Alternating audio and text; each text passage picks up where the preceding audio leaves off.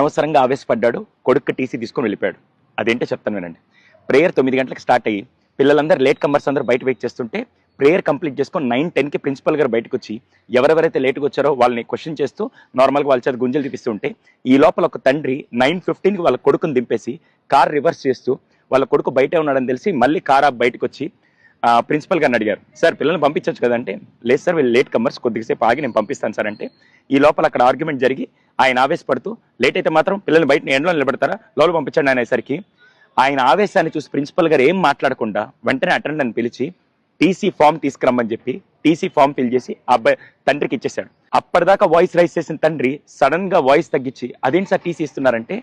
Sir చదువు ఎక్కడ నేర్పించవచ్చు కానీ పిల్లలకి నేర్పించాల్సింది ఈ వయసులో డిసిప్లైన్, అందులో లేటుగా వచ్చారు కాబట్టి నేను ఆ డిసిప్లైన్ ఈ స్కూల్లో ఈ వయసులో నేర్పించకపోతే రేపు పెద్దయ్యాక వాళ్ళు ఎక్కడ నేర్చుకోలేరు, అటువంటి డిసిప్లైన్ నేను నేర్పిస్తుంటే ఇంతమంది పిల్లల ముందు మీరు నన్ను క్వశ్చన్ చేశారంటే ఇటువంటి పేరెంట్స్ నాకు వద్దు సార్ అని చెప్పి టీసీ ఇచ్చేసి పంపించేశారు. చూసే వాళ్ళందరూ ఒక క్వశ్చన్ అడుగుతాను, మీలో ఎంతమంది చిన్నప్పుడు స్కూల్కి లేట్గా వచ్చినందుకు పీఈటీ సార్ చేత దెబ్బలు తిని ఆ తర్వాత అక్కడ గోడ కుర్చీయో లేకుంటే గుంజిళ్ళు తీసి పనిష్మెంట్ తీసుకొని ఆ రోజు డిసిప్లిన్ నేర్చుకున్నారు కాబట్టి ఈ రోజు సమాజంలో గౌరవంగా ఉన్నాం.